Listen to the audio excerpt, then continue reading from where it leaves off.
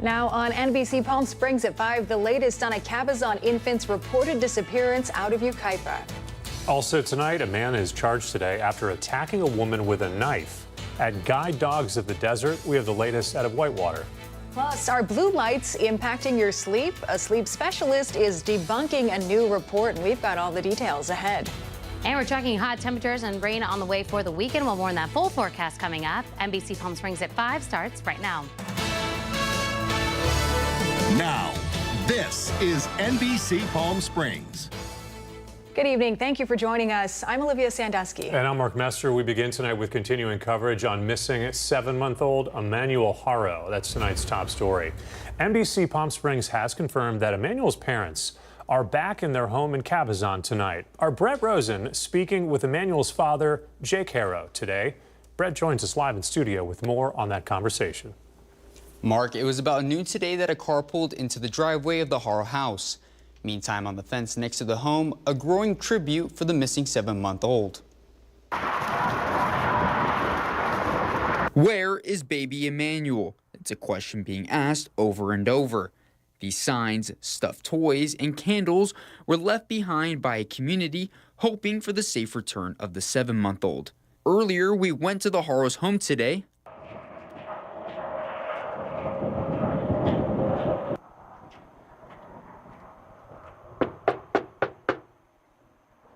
where Jake Haro answered the door.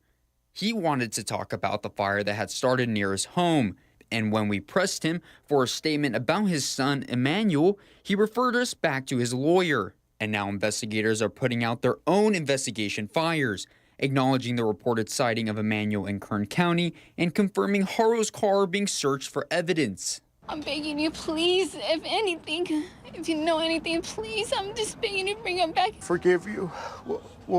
We won't bother you. We just want our baby boy. A week ago, parents Rebecca and Jake Haro spoke out pleading the safe return of their son. Soon after, authorities say there were inconsistencies with Rebecca Haro's statement.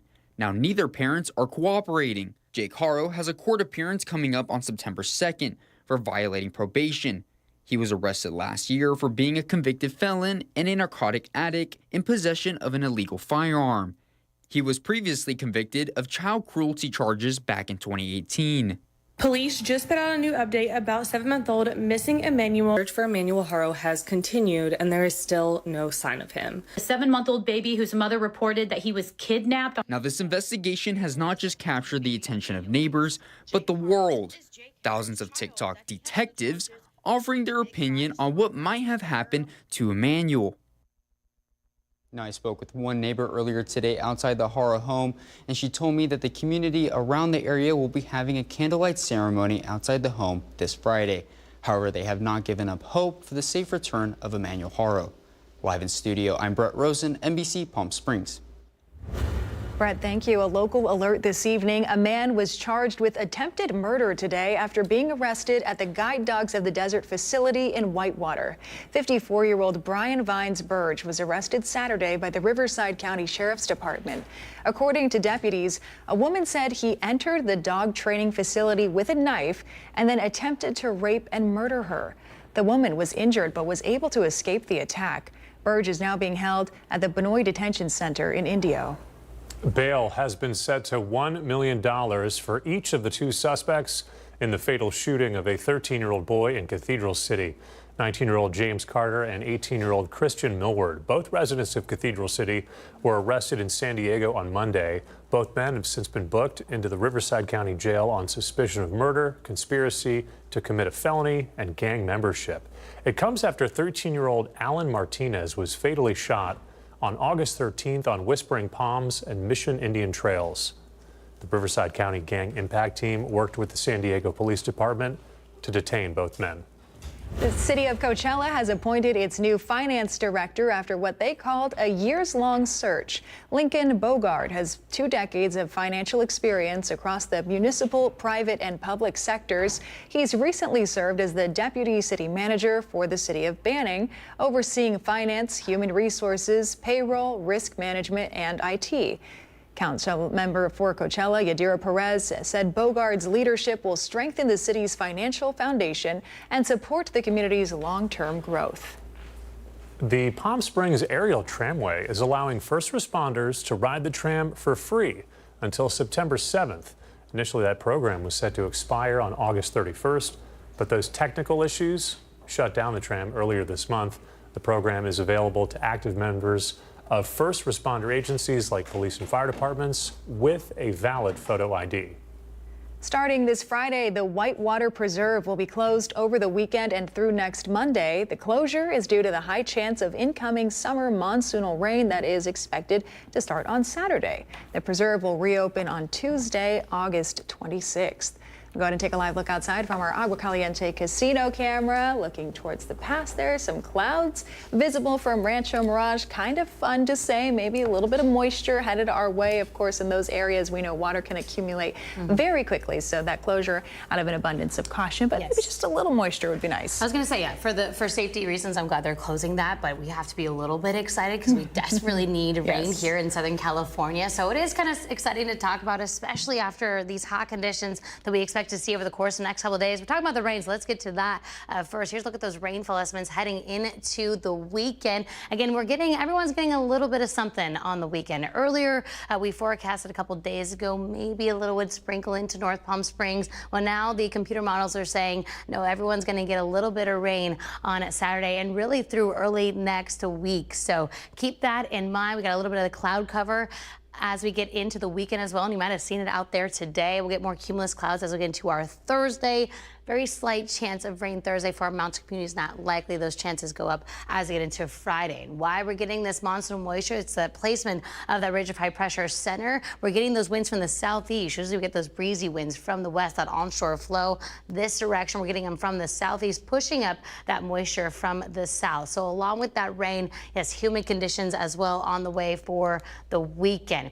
We are going to be under an extreme heat warning through Saturday, so those temperatures starting to ramp up. We're in the 110s Thursday and Friday. Hottest day looking to be tomorrow because we're not getting as much moisture, so it's not tapering off those temperatures as much as we expect to see on Friday and Saturday. So keep that in mind, those temperatures. Outside right now, we are 113 in downtown Palm Springs. Here's a look at your company, our 3-day forecast. Looking to be 115 for our Thursday, staying in the 110s through Friday. Again, that moisture will taper off those conditions, taking us back to seasonal by the weekend. We'll break down more you can expect in that full forecast coming up. All right, Chloe, thank you for that. We have some video tonight of a small brush fire. Broke out today off of Madison Street in La Quinta. This started at around 9:20 this morning, right at the intersection of Avenue 58. Officials tell us this was a 100 by 100 foot blaze. A fire battalion chief and 3 engines were able to knock the flames down quickly. They were on scene for about an hour later, mopping up any hot spots. The more we use our phones, the more we're exposed to blue light. Researchers say while many claim that the screen time is harmful, others say that's not the case. Tiani Janalang joining us live in studio. She spoke with sleep specialists and has the details for us. Tiani? Olivia, according to experts, light of any type can create a chemical reaction in your brain. But some scientists claim there's more to that fact, and that may include how long you're on your own device for and how close it is to your eyes. For years, experts have warned about the effects of blue light to one's health. One study done by Harvard researchers says, while light of any kind can suppress the secretion of melatonin, blue light, specifically at night, does so more powerfully, leaving those who want better sleep to shut things down early. Either unplug completely from my accessories an hour prior to bed, and once I wake up in the morning, also refrain from using any phone or devices an hour. Christina Morales was shopping for blue light glasses. She tells us her job requires her to be in front of screens all day, and she's also heard of the negative effects of too much blue light exposure. But some scientists with the Icahn School of Medicine at Mount Sinai say how long you use your device for, how close it may be to your eyes, and how bright it is may all play a role in how you sleep. But we reached out to a sleep specialist who claims any amount of screen time can be harmful. I mean, it's hard to say exactly how much time. I would say it's more of an issue of how close it is to bedtime.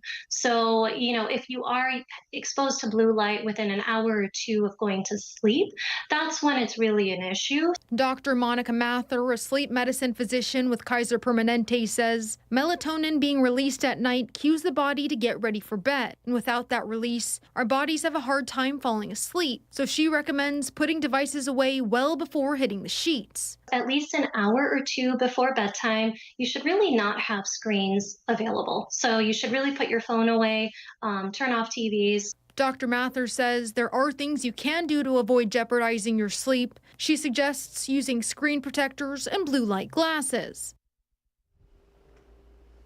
Believe it or not, Dr. Mather says young school-age children are more sensitive to this type of light and are more susceptible to not getting a good night's sleep. Live in studio, I'm Tiani Jadaling, NBC Palm Springs. Tiani, thank you.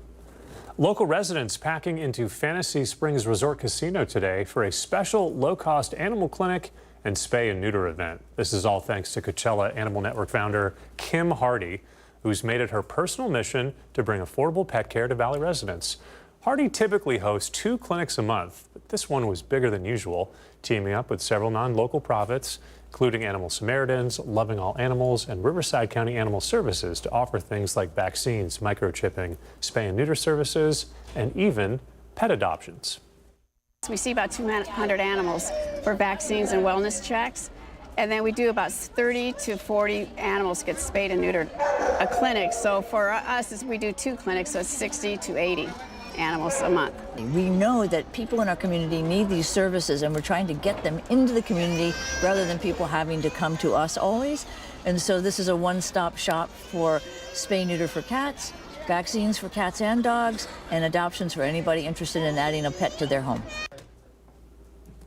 Now, if you'd like to know when the next low-cost clinic is going to be held, you can find more information on the Coachella Animal Network's website. That's CoachellaAnimalNetwork.org.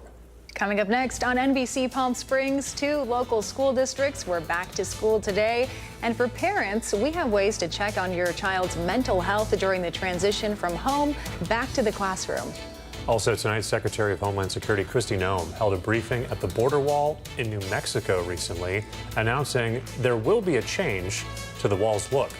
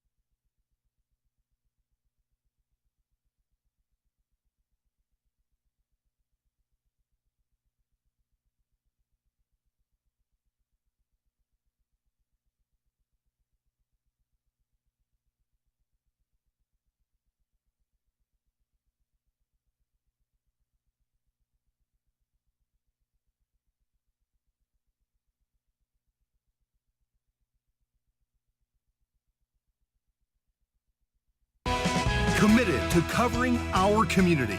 You're watching NBC Palm Springs at 5. Welcome back. Students at Desert Sands and Coachella Valley Unified School Districts went back to school this morning. A lot of excitement there. Video showing DSUSD students being greeted on their way in. And if you are a parent, you know it is not unusual for a student to not always look forward to getting out of bed each morning to head to school. But if they want to avoid the classroom on a regular basis, experts say something else may be at play. In tonight's Health Minute, Mandy Gaither has the not so obvious warning signs of emotional distress in students and how parents can help.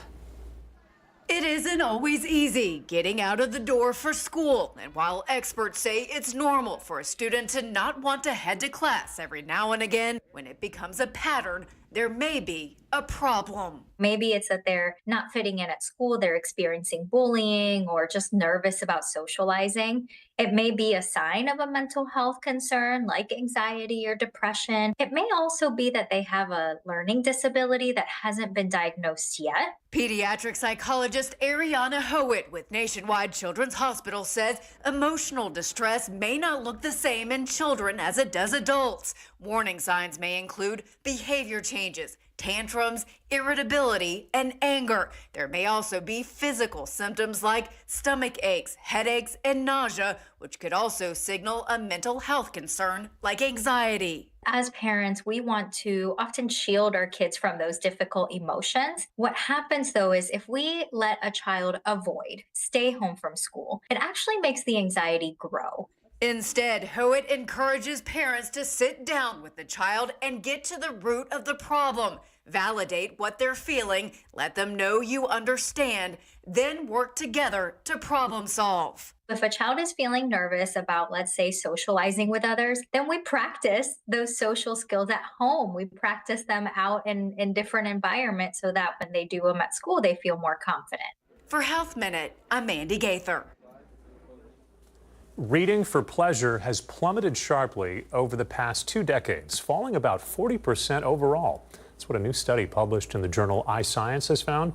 Researchers looked at Americans' reading habits. From 2003 to 2023, they found that reading for pleasure across the board dropped steadily, about 3% a year. However, there's one genre that seems to be bucking the trend. Romantic fantasy series of books are on the rise. Also gaining in popularity, mystery books. This morning, the executive chairman of the Bed Bath & Beyond Corporation stated the retail chain will not return to California. This comes after the corporation filed for bankruptcy in 2023, closing over 700 stores nationwide, and has since rebranded to Bed Bath & Beyond Home. The company claims California's high taxes, regulations, and, quote, unsustainable wage mandates make it profitability and makes it difficult. Instead, customers in California can order online through the Bed Bath & Beyond website, and their products will be delivered within 24 to 48 hours. The Department of Homeland Security plans to paint the steel wall along the southern border black. Secretary Kristi Noem announced Tuesday that President Trump made this request for it to be painted. She said it's an effort to make the wall too hot to climb during warm weather. Noem didn't say how much it would cost to paint it.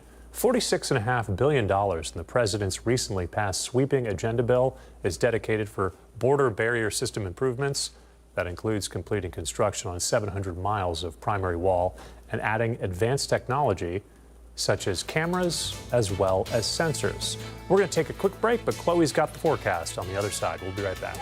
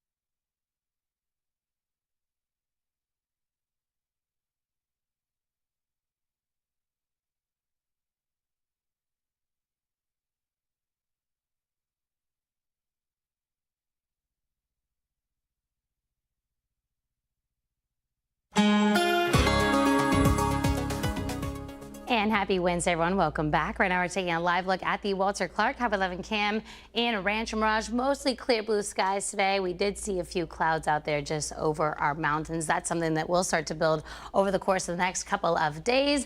And light breezes there in Rancho Mirage, light traffic as well. Temperatures right now, we are 110 degrees in Indio at this hour, 111 for Thousand Palms, 107 for Desert Hot Springs. Those overnights also going to get warmer too. That onshore flow winds right now still from the west for the wind corridor there. Single-digit winds for us here in the Coachella Valley. So as far as wind direction, yeah, we're talking about them coming from the southeast. Not expecting strong winds though. So wind direction is just shifting for us this week. As I mentioned, those overnights will be warmer for us. Typically we are in the 70s. We'll be in the mid 80s even later on this week as we get to Thursday and Friday. Could be in the low 90s for those overnights. So not getting a lot of relief in the overnight hours as we are under that extreme heat warning.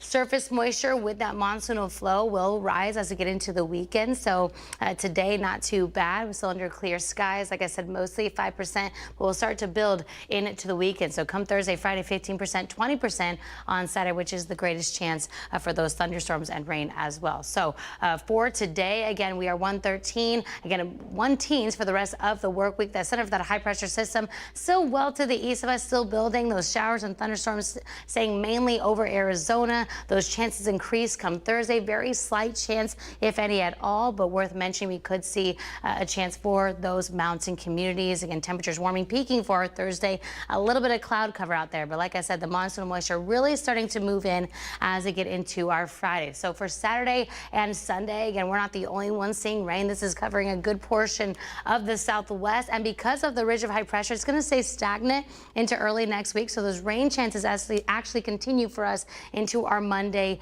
and Tuesday. Similar rainfall estimates here, very light rainfall, but worth mentioning we could see a little bit of rain as we kick off the work week next week. Here's a look at your Comfort Air 7-day forecast. So 1 teens for the rest of the work week. Seasonal by the weekend will actually drop a little bit cooler in the next week, being 101 by Tuesday.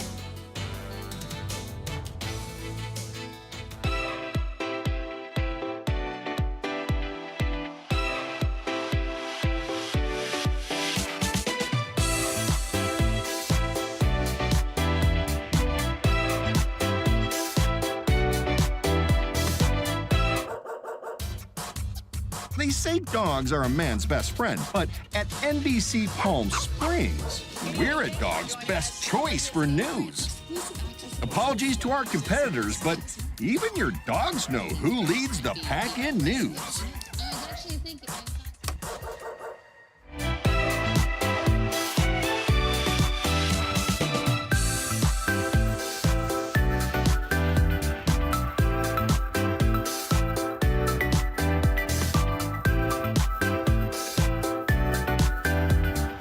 Night after night, discover the unique stories that set our valley apart. Together, we're going to find inspiration and foster connections that strengthen the fabric of our community.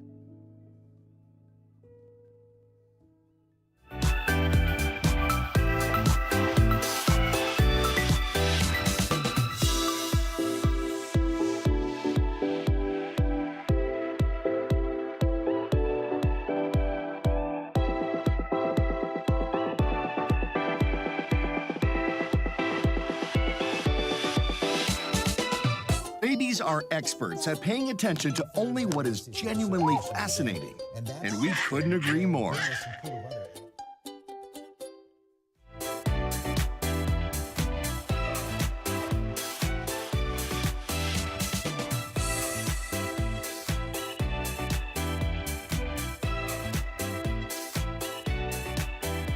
NBC Palm Springs News. Even astronauts.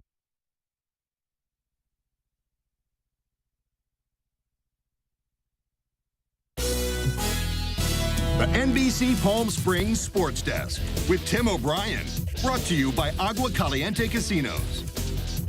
Oh, welcome back. All schools officially back in session. Fall is right around the corner, and high school football officially back here in the Coachella Valley. Well, the Friday night lights will turn on tonight early with Rancho Mirage hosting the first game against Christian. That's happening tomorrow night at Rancho Mirage. We'll be out there at 5 and 6, of course.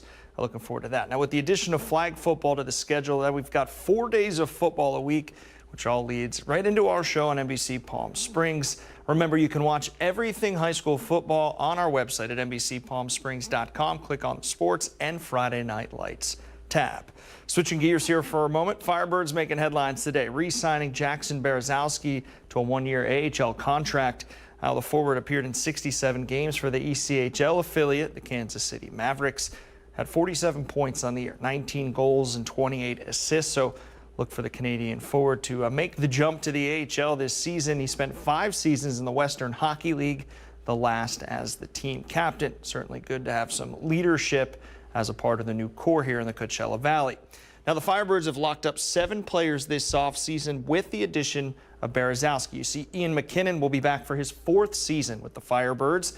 Good to have Macker back. Gustav Olofsson on a 2-year deal will man the blue line with Cale Fleury and Ty Nelson. Jack LaFontaine will fight for one of the spots as a goalie. Charlie Wright, Landon McCallum, and Yakov Novak all returning to the Valley. And don't forget the premiere of Firebirds Off the Ice, a behind-the-scenes look of everything Firebirds right here on NBC Palm Springs immediately following Sunday Night Football this season.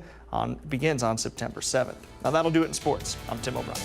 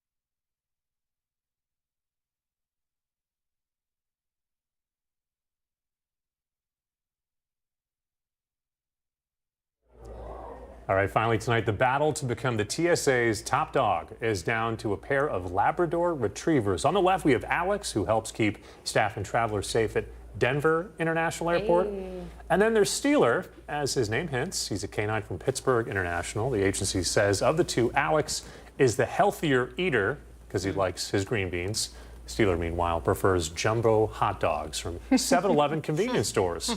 Voting is underway right now. The dog with the most tallies will land on the cover of the TSA's 2026 canine calendar. The winner is going to be announced next Tuesday, which just happens to fall on National Dog Day. If you'd like to vote, you can go to the TSA's website. Chloe, I know you're biased. You're going with the Denver dog? Of course. I mean, yeah, and I get the health thing. There's a lot of hiking trails in Colorado, so stays healthy there, so I can understand. But yes, I have to go with Alex, of course. It's hard to have to vote, though. I think they're both winners. Very They cute. both look like good boys. We'll find out next Tuesday. All right, that's going to do it for us. Nightly News is next, and we're back here tonight at 6 o'clock with the latest local headlines. We'll see you then.